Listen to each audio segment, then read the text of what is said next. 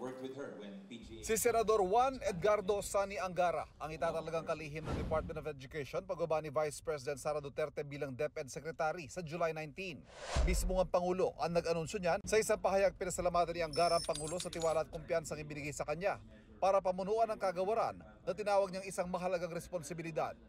Makikipagtulungan daw siya sa lahat ng sektor ng lipunan at kay outgoing Secretary Sara Duterte. Sa isang panayam na una nang sinabi ni Angara na hindi siya tatanggi sakaling alokin siya pamunuan ng DepEd. Batid din niya ang malaking hamong haharapin ng susunod na Education Secretary. Kailangan yung mga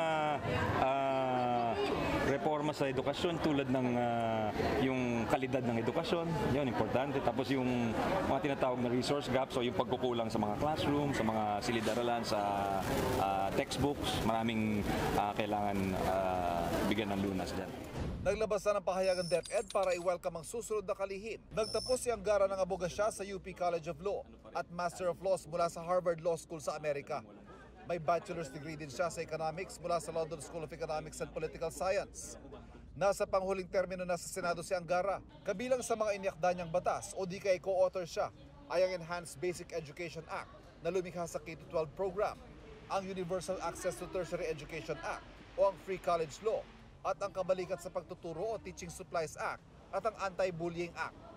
Ayon mismo sa Pangulo, nahirapan siya pumili ng itatalaga sa DepEd dahil napakahalagang papel nito at sa dami ng reformang kailangang ipatupad para maibangon ang antas ng edukasyon sa bansa.